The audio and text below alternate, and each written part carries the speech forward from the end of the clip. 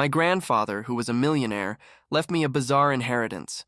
A safe filled with $10 million in fake cash and detailed instructions on how to make it look real. The lawyer opened the safe. Inside were stacks of $100 bills. That was my grandfather's legacy. He'd always been eccentric but honest, or so I thought. I was rich, but when I touched the bills, I noticed the paper felt different. The lawyer whispered, "It's all fake. Your grandfather was a hobby counterfeiter."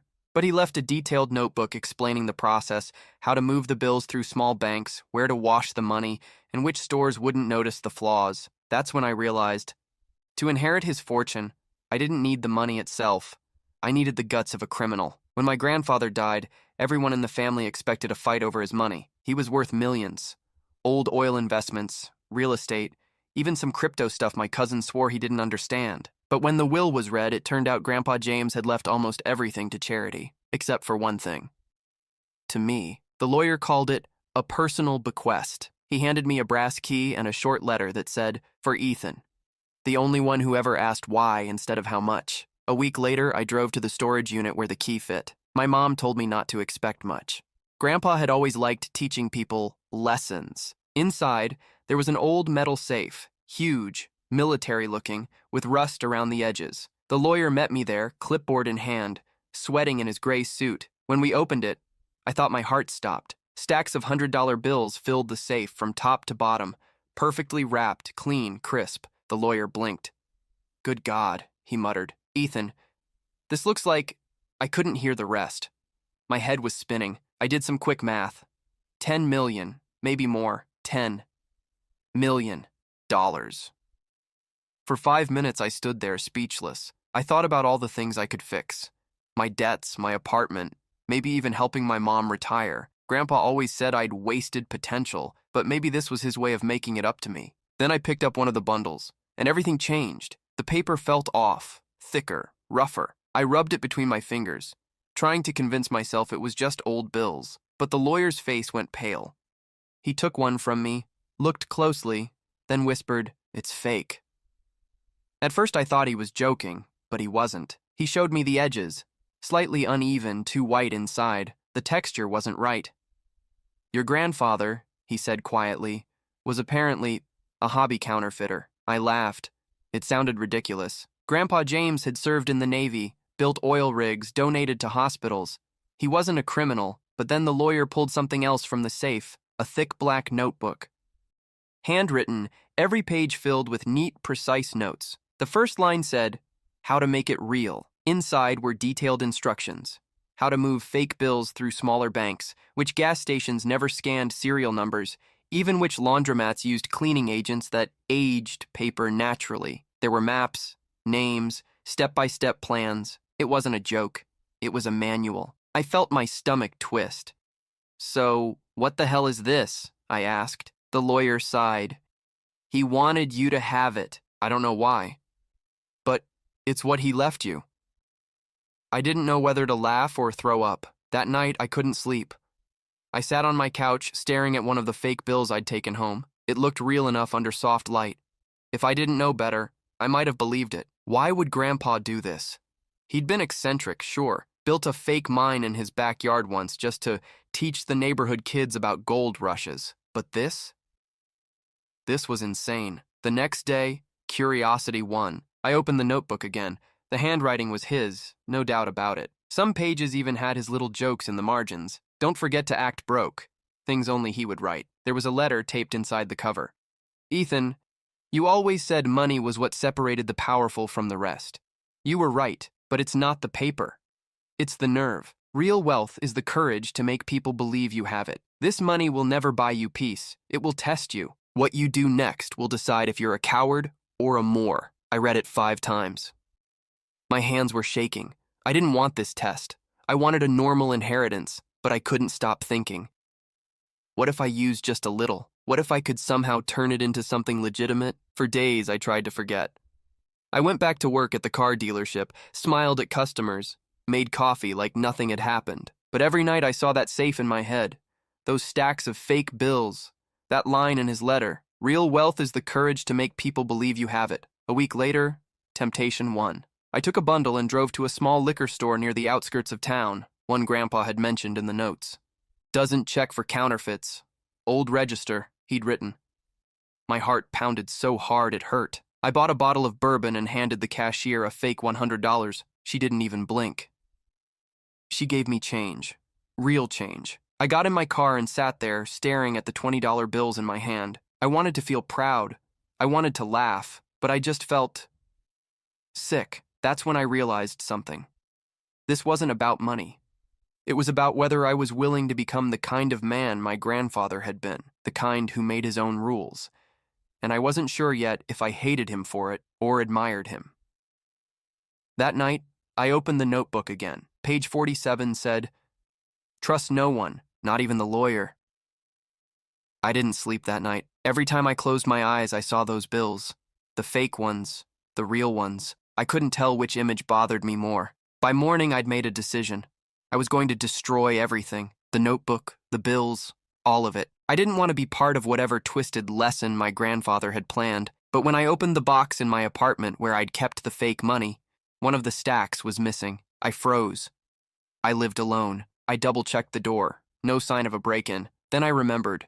The lawyer had insisted on inspecting the contents again before I left the storage unit. The last line of Grandpa's note echoed in my head. Trust no one, not even the lawyer. I grabbed my phone and called him. "Hey, Mr. Langford, I just noticed—" He interrupted. "Ethan, slow down. I need you to come to my office. There's something we need to discuss." His tone was strange, flat, almost rehearsed. When I arrived, his assistant looked nervous. Langford's office smelled like old paper and lemon polish. He closed the blinds before speaking. "Someone broke into your grandfather's estate last night," he said. "Nothing stolen, but the security system caught movement near his study." I stared at him. "You think it's connected to me?" He looked at me for a long moment. "Your grandfather didn't just dabble in counterfeiting, Ethan. There were people who knew what he was capable of. Some of them might think you inherited more than just his notes." I asked what he meant. He hesitated, then pulled out a manila envelope and slid it across the desk. "He left this for you, too. I wasn't supposed to give it to you unless certain conditions were met." Inside was a single old photograph. My grandfather shaking hands with a man I didn't recognize, standing in front of what looked like a small rural bank. Written on the back, "Liberty First Bank. Start there," Langford said. "That bank closed 10 years ago, but your grandfather had a safe deposit box there. You're listed as the next of kin." For a moment, I just stared at him. This had to be a joke. My grandfather had set up some kind of posthumous scavenger hunt. Fake money, hidden bank boxes, secret notes. Still, I took the photo. Curiosity was stronger than fear. On my way out, Langford said, "Ethan, whatever you find there, don't try to use it. Promise me." I nodded, but I didn't mean it. Liberty First Bank was an hour outside Austin, in a half-abandoned town called Burnett. The old brick building was still standing, now converted into a storage facility. I tracked down the owner, a guy named Tom, who looked like he'd rather be anywhere else. When I showed him the paperwork and ID, he shrugged. "Yeah, we got some of the old boxes in the basement. You're lucky. Most people never came for their stuff." He led me down a narrow stairway that smelled like dust and old paint. Rows of metal boxes lined the walls. My key fit perfectly into one near the bottom. Inside, there was no money, no documents, just a small silver flash drive and another handwritten note. "If you're reading this, Ethan, you've already touched the fake. That means you've crossed the line. What's on this drive will show you why I did it, but once you open it, there's no turning back." I took the flash drive to my car. I stared at it for a long time before plugging it into my laptop. It contained 3 folders: blueprints, contacts, and video. The video was dated 4 months before he died. My grandfather appeared on screen, sitting in his workshop, wearing the same denim shirt he'd always worn when working on his inventions. He looked older than I remembered.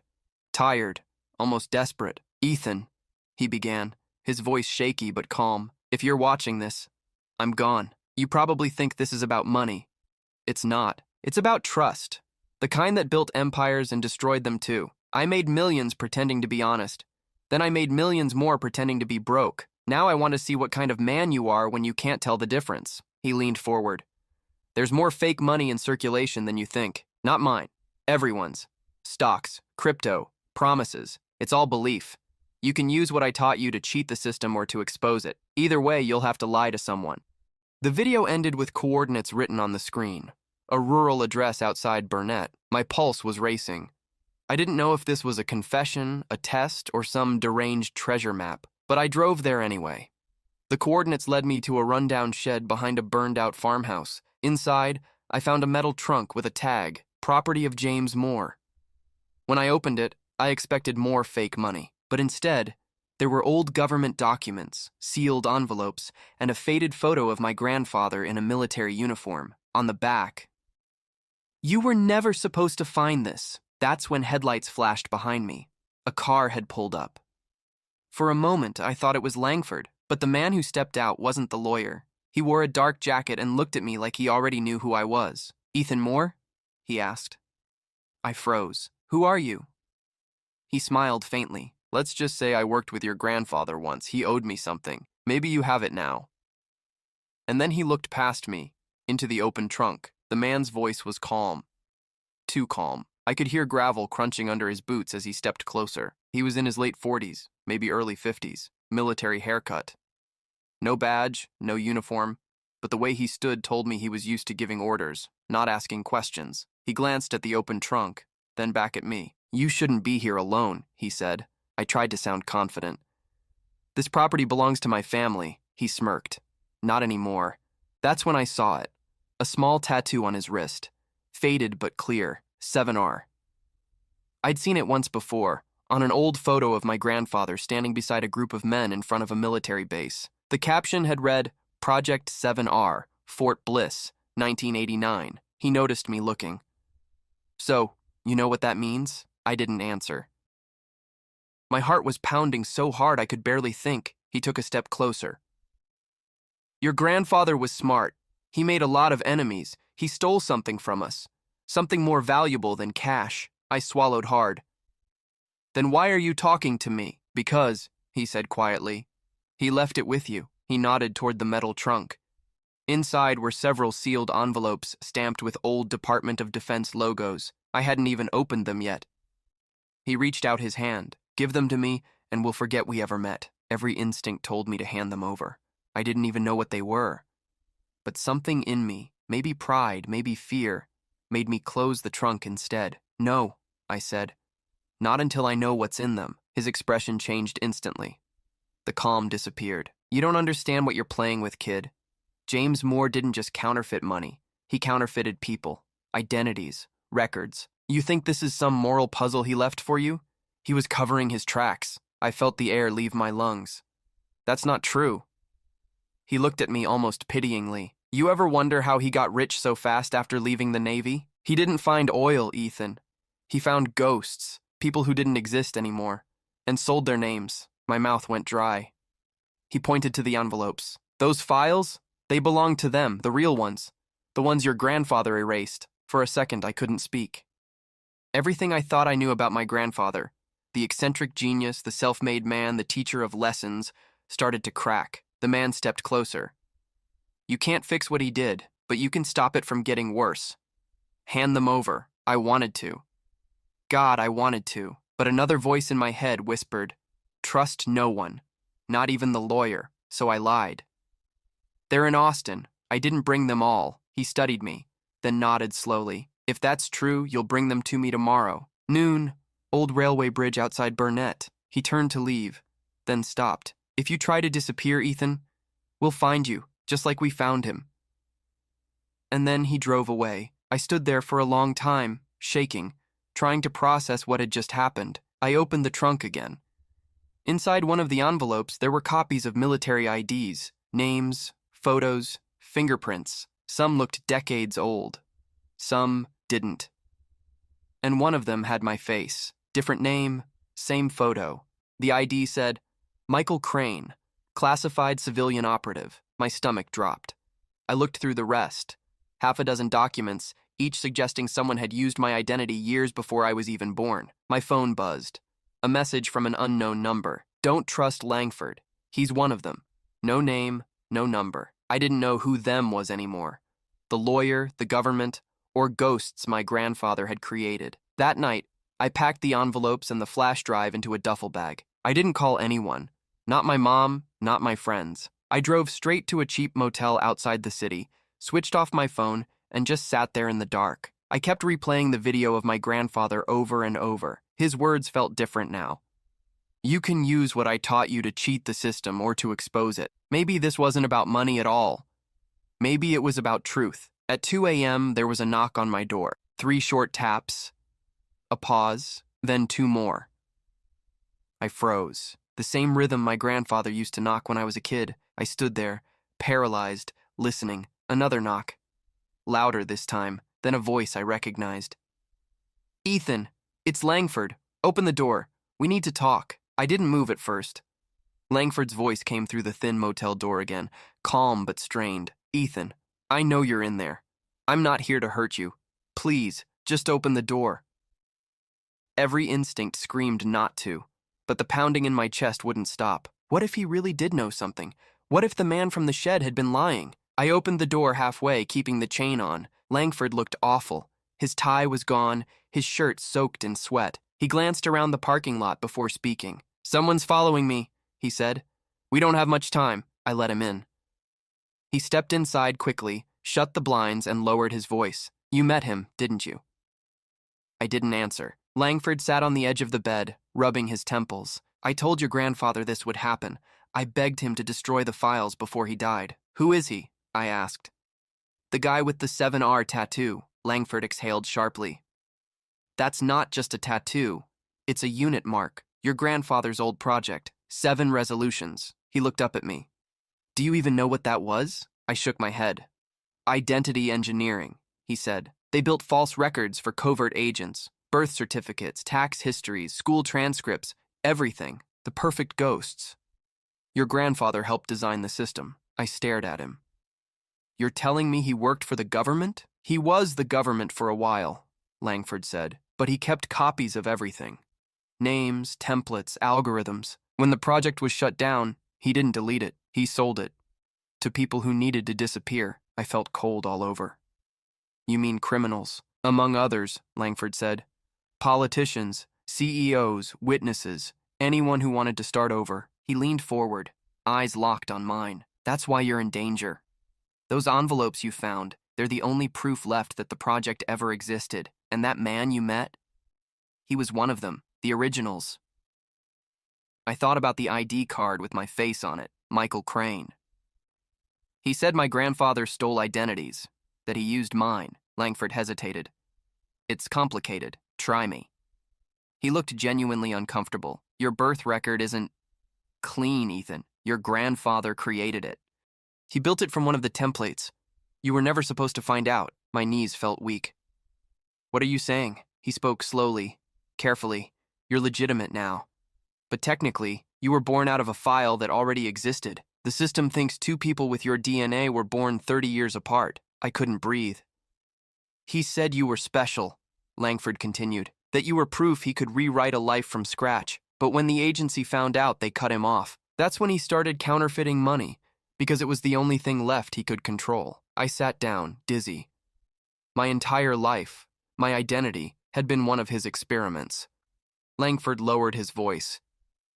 You need to hand over the files, Ethan. You're not safe with them. I almost agreed, but then I remembered the message on my phone. Don't trust Langford. So I lied. I already did. The man with the tattoo took them. Langford studied me for a moment, then nodded slowly. Then you're free of this. But the way he said it sounded rehearsed, almost relieved. He stood up, adjusting his jacket. I'll handle the rest. You should leave Austin. Start fresh somewhere else. He walked to the door. For a second, I thought that was it, that maybe he really was trying to help. Then I saw the corner of an envelope sticking out of his jacket pocket, the same kind as the ones from the trunk. Before I could react, he opened the door and left. The next morning, I checked out of the motel and drove aimlessly for hours. I couldn't stop thinking about what Langford said, that my entire identity might be built on a lie. At a gas station outside Waco, I turned on my laptop and opened the flash drive again. I hadn't looked at the blueprints folder yet. Inside were scanned documents, fake IDs, altered tax records, digital seals, even templates for social security cards. Every file was named after a person. Halfway down the list, one caught my eye. Crane. Michael Template V2. When I opened it, I saw my own birth certificate. Same date, same parents' names, except the file was created in 1984. 5 years before I was born. There was also a note attached. Prototype successful. He'll never know. My hands shook so hard I dropped the laptop. I didn't know what was worse. The idea that my grandfather had used me in one of his projects, or that he'd wanted me to find out eventually. I scrolled through more files. Hundreds of identities, all traceable to people who might never have existed. It wasn't just counterfeiting money. It was counterfeiting humanity. Then I saw something else. A folder labeled Langford. I opened it. It contained scans of the lawyer's old ID. Same name, same face, but the birth date was different by almost a decade. Langford, too, was one of the ghosts. That's when my phone buzzed again.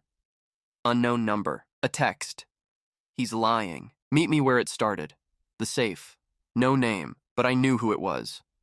The man with the tattoo. And for some reason I couldn't explain, I decided to go. I got to the storage unit just before midnight. The air was heavy, still, and the lot was empty except for one old pickup parked near the exit. The lights above the units flickered.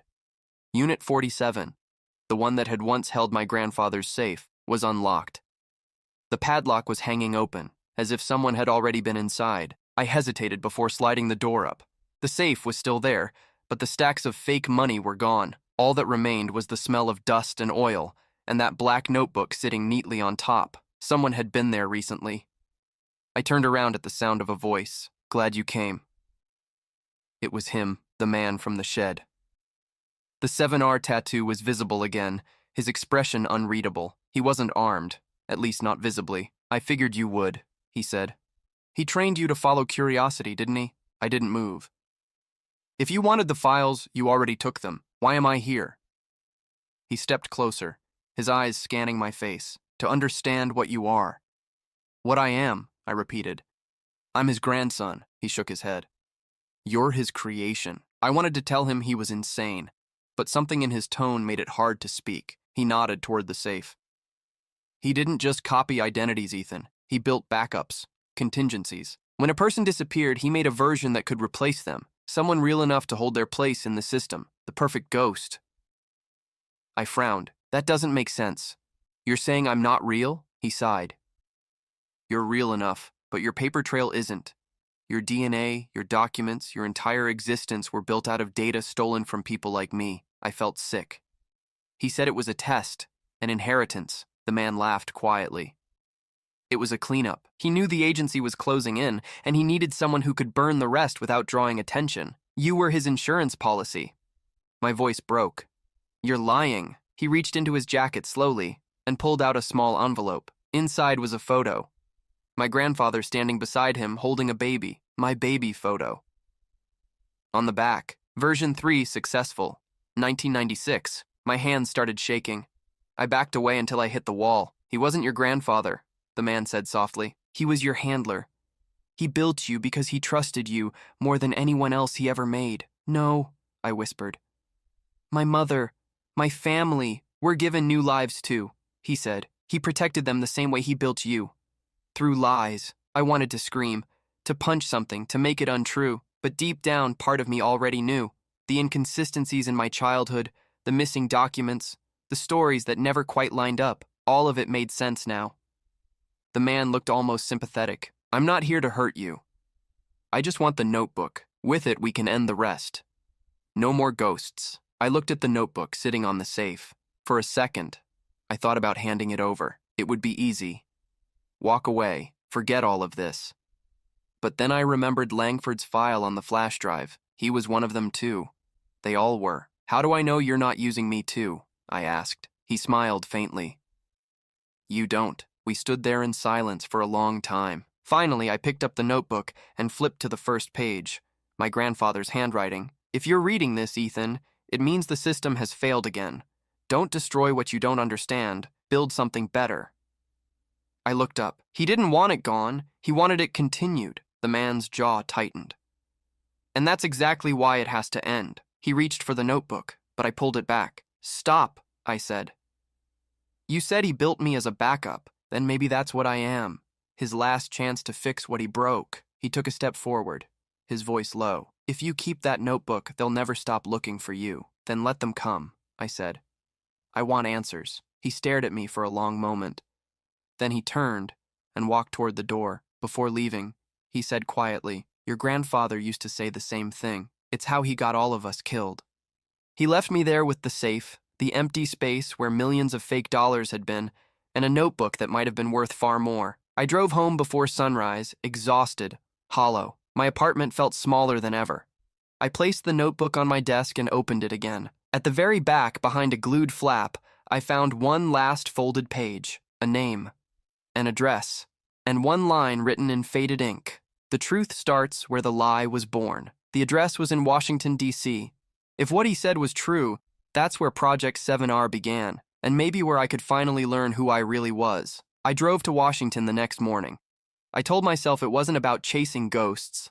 I just needed answers. But the truth was, I couldn't stop thinking about what that man said. You're his creation. It kept replaying in my head, twisting everything I thought I knew about my family. The address from the notebook was an old building in Northwest D.C., half a block from a row of law offices. The name on the buzzer said 7R Consulting. It looked abandoned. Dust on the door, faded sign, mail stacked inside the window. I pried open the door. Inside, it smelled like mildew and printer ink, old desks, shredded files, an unplugged copier. On the wall, a framed photo. 7 men in suits standing around a conference table. One of them was my grandfather. The same man with the 7R tattoo stood beside him. The plaque underneath said 7R, Records, Recovery, Risk, and Reconstruction. It wasn't a government agency. It was a private data recovery firm. That was the first time I realized what 7R really meant. They didn't create people. They rebuilt them. On paper, bankrupt clients, divorced executives, runaway heirs. They cleaned up financial records, erased debt, manufactured new identities that looked legitimate. It was all about money. Always had been. My grandfather hadn't been running experiments. He'd been laundering wealth through human lives. I found a filing cabinet that hadn't been emptied. Inside were hundreds of client folders, false tax returns, birth certificates, fake passports. At the bottom, a file labeled Moore, J.I. Langford, P. My stomach tightened. The documents showed my grandfather and the lawyer had been partners in 7R. They'd made millions rebuilding records for wealthy people hiding assets overseas. Eventually, the IRS started investigating, and that's when my grandfather faked the closure of the company. One receipt caught my eye. A transfer of $10 million to a shell company in Belize, dated the same year he died. That explained the fake cash. The inheritance wasn't meant to make me rich. It was bait. A test to see whether I'd turn into him, the kind of man who could take fake money and turn it real. He hadn't trusted anyone, not even Langford, and now both sides were trying to get to whatever he left behind. While I was sorting through the files, I heard footsteps outside. My chest tightened. The door creaked open, and Langford stepped inside. "You shouldn't be here," he said quietly. I didn't even ask how he'd found me. "You lied to me," I said. "You and my grandfather. 7R was a fraud network. You weren't cleaning up records, you were selling them." He didn't deny it. "We started by helping veterans and witnesses," he said. "Then rich men started paying. Your grandfather saw opportunity. You used people," I said. "You sold their names." Langford's voice softened. "And you think he left that notebook for no reason? He wanted you to decide what to do with what's left. You can expose it, or you can finish what he started and walk away wealthy." I looked at him, disgusted. "You still think this is about money?" He smiled sadly. "It always is." We stood in silence for a long moment. Then I asked the only question that mattered. "Who was the man with the 7R tattoo?" Langford's eyes darkened. "His name's Carter. He was one of ours. When 7R fell apart, your grandfather took the client list. Carter lost everything. He's been chasing the money ever since, so he's after the notebook." "And the proof," Langford said. "If he gets it, he can blackmail every name in those files." He looked exhausted, older than I'd ever seen him. "You have something both of us want, Ethan. The question is, which of us are you more afraid of?" He walked toward the door, then paused. "You can't trust him. But you can't trust me either. You'll have to choose."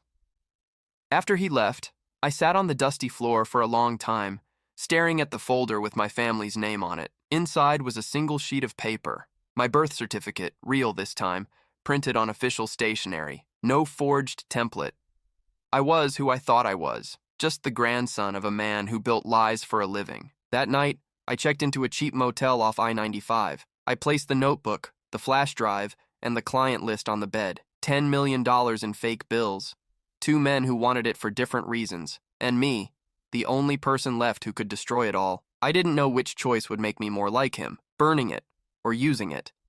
The next morning, I mailed a single package to an IRS field office in DC. No return address, just a flash drive and a note that said, 7R was never about recovery.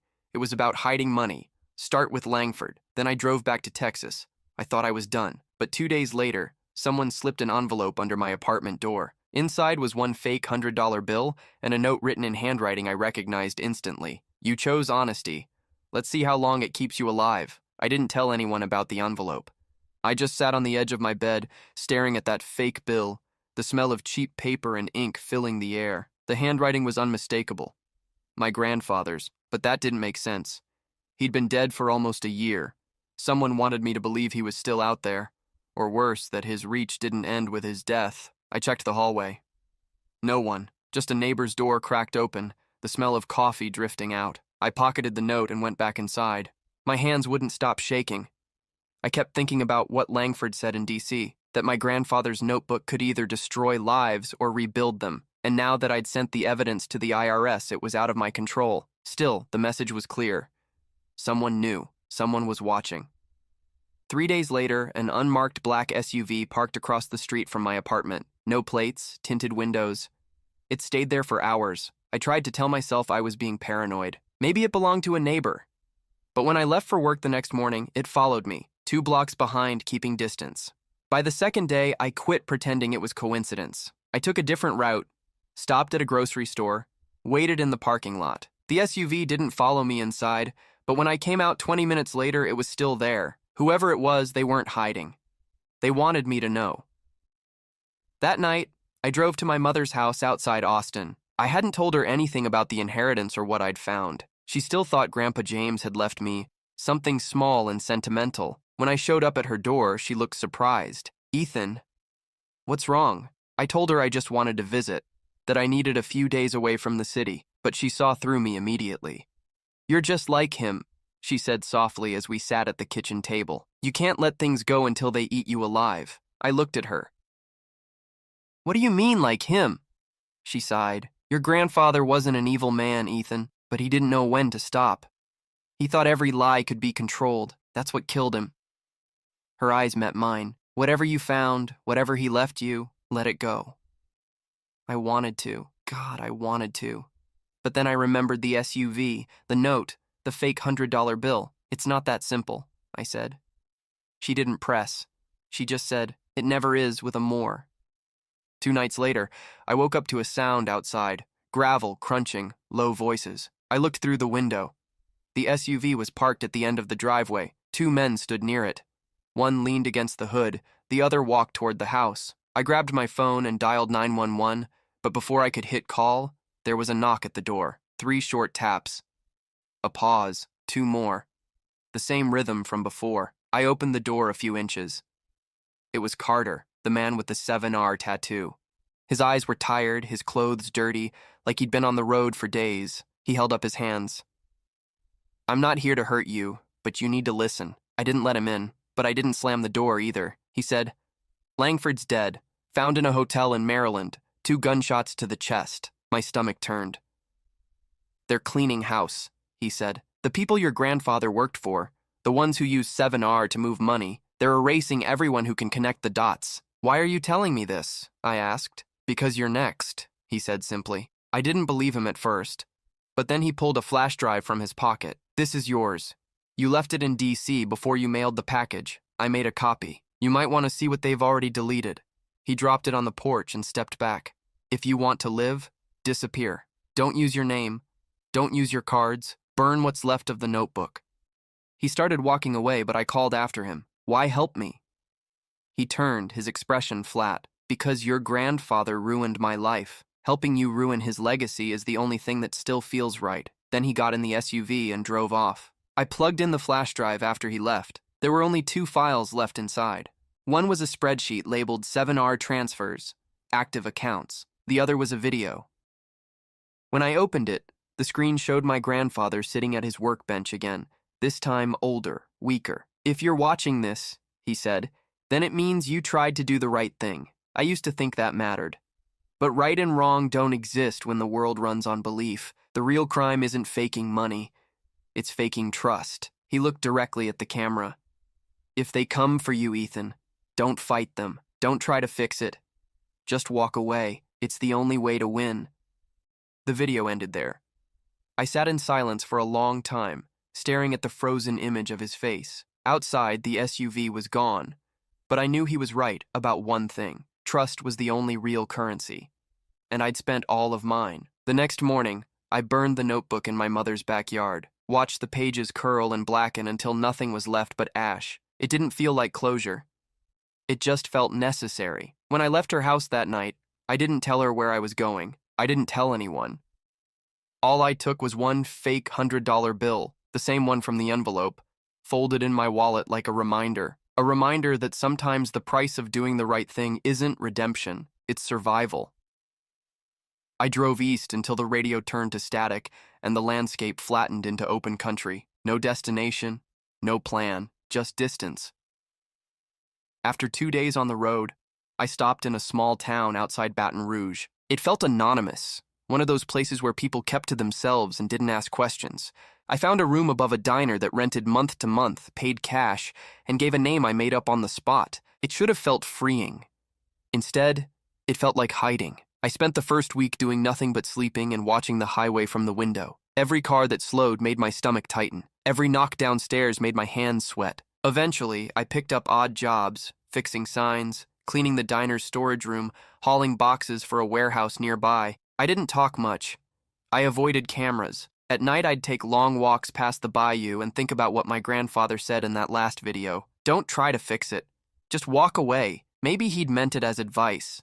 Maybe it was guilt. Either way, it was the only thing I had left from him that felt honest. 2 months passed before I heard anything about the case again. It started with a headline on a diner TV. Federal investigation links offshore accounts to defunct Texas consulting firm. They showed Langford's photo, then my grandfather's, then another, Carter's mugshot. He'd been arrested in Louisiana 2 counties over, caught trying to withdraw funds from one of the fake shell accounts. The anchor said investigators believed an unnamed informant had leaked the client data to authorities. That was me.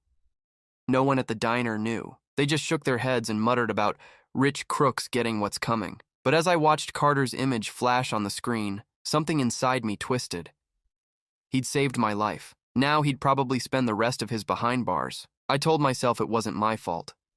Then again, everything I'd ever told myself lately sounded like a lie. That night, when I got back to my room, there was an envelope on the floor. No return address.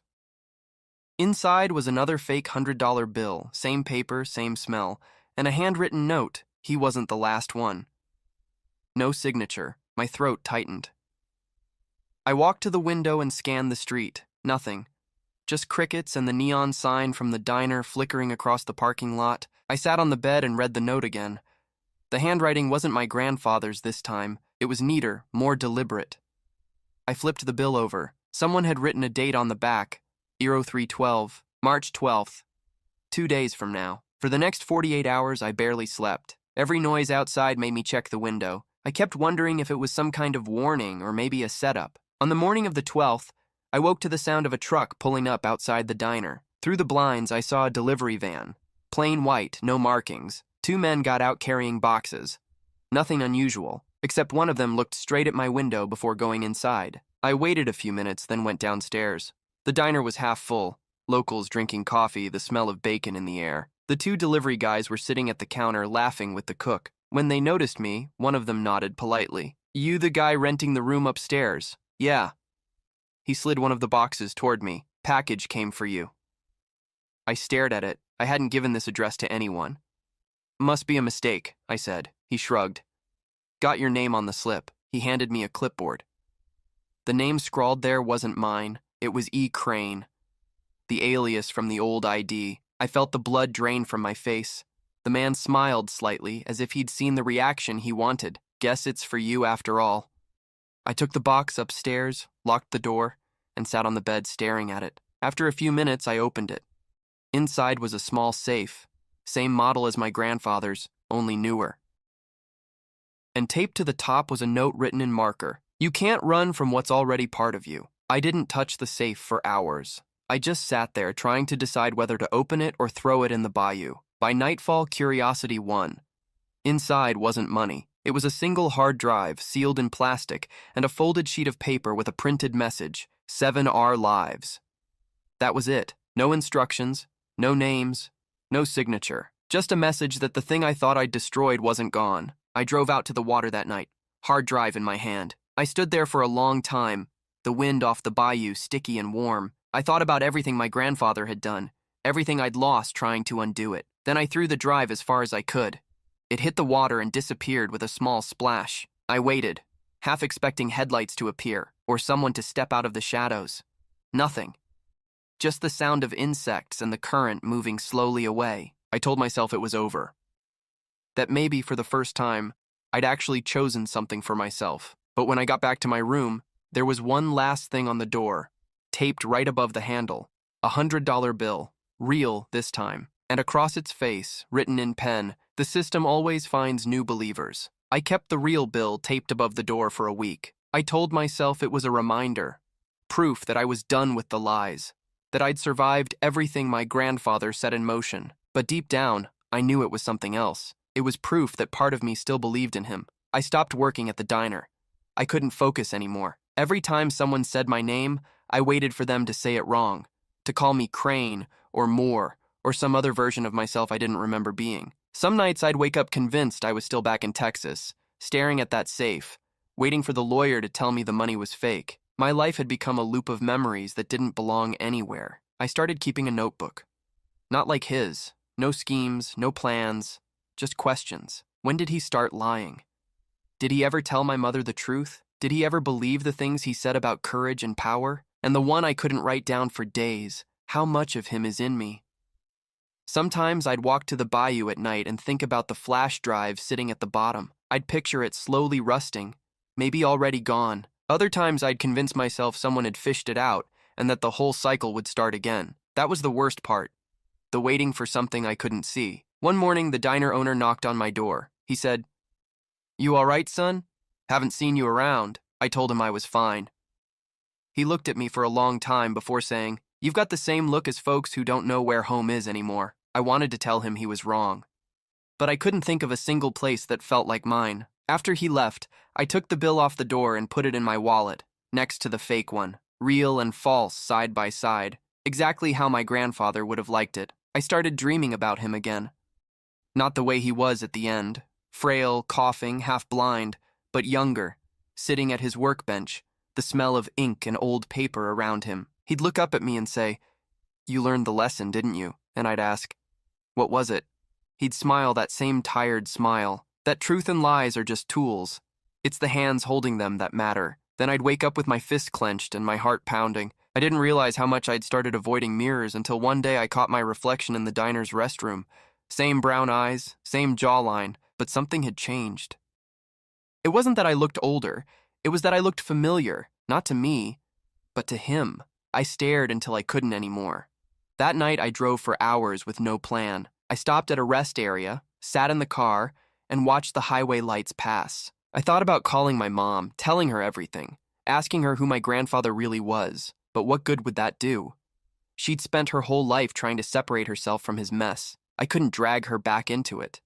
So I sat there in the dark with both bills in my hands, one fake, one real, trying to decide which one felt heavier. Weeks turned into months. No more notes, no more envelopes. The world moved on. But I didn't. I caught myself studying people, how easily they believed each other, how quickly they trusted strangers. I'd watch a cashier count money and wonder if they'd notice if one of the bills was fake. Sometimes I'd imagine switching them, just to see if I could. I never did. But the fact that I thought about it scared me. Maybe that was the real inheritance.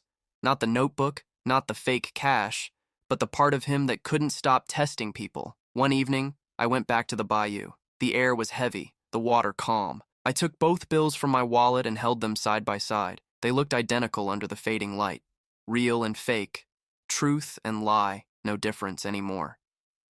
I dropped them both into the water and watched them drift apart.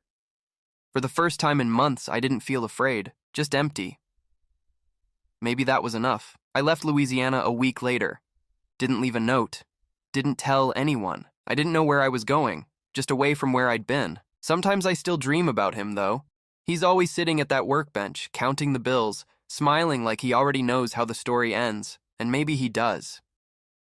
Because some nights when everything's quiet, I catch myself whispering the same words he once wrote in that notebook. Real wealth isn't the money. It's the courage to make people believe you have it. And every time I say it, I hear the lie in my own voice. I ended up in northern Arizona, the kind of town where the desert feels too big for the number of people living in it. I rented a trailer behind a mechanic's shop. The owner didn't ask for ID, just cash. That was fine by me. The days blurred together. Work, food, sleep. Nothing complicated, nothing worth remembering. That was the point. I told people my name was Ethan Crane. It rolled off the tongue easily now. I didn't think much about Texas anymore, or DC, or the notebook. But sometimes, when a customer handed me a $100 bill, my chest would tighten for no reason. I'd check the paper, the color, the texture, every single time. Always real. But the fear never left. One night, after closing the shop, I sat outside watching the desert turn black. A radio played inside the garage, some late-night show about finance and markets. The host said, "We all live on borrowed trust. Every system depends on it." I laughed under my breath. He didn't know how right he was. The stars out here were clearer than anywhere else I'd lived. I used to like that. Now they made me uneasy, too exposed, too easy to see. I still carried one fake bill in my wallet, not because I wanted to keep it, but because I didn't trust myself to throw it away again. It reminded me what happened when I believed in things that looked real. A few weeks later, a letter came to the shop. No return address. Just my fake last name written in clean handwriting, Crane. Inside was a single sheet of paper. New management. Same principles. And underneath, a business card. 7R Solutions. Data integrity and verification services. A phone number. A DC address. I stared at it for a long time before tearing it in half. But even as I did, I knew it didn't matter. They didn't need me anymore. They had already rebuilt themselves. That's what 7R always did. Adapt, disguise, survive. Maybe that was what my grandfather meant by courage. Maybe he didn't mean integrity. Maybe he meant persistence. That night, I dreamed of him again. He was younger this time, standing by his workbench, rolling one of those fake bills between his fingers. He looked up and said, "It's not about believing the lie, Ethan. It's about believing you can make it true." When I woke, I couldn't tell if it was a memory or just the part of me that still sounded like him. I started noticing small things after that. A man at the diner paying with cash that looked too crisp. A woman at the gas station with a new identity tag on her work badge. Maybe I was paranoid. Maybe not. The truth is, it doesn't matter anymore. Because even after everything, the fake inheritance, the lies, the investigations, I finally understood what he left me. Not wealth, not power, just a seed. A piece of him that knew how easy it is to bend truth until it fits. And every day, I feel it growing a little stronger inside me. Sometimes, late at night, I take out that last fake bill and set it on the table. I stare at it under the kitchen light until it looks real again. Then I put it back in my wallet. Not because I need it, because I can't let it go.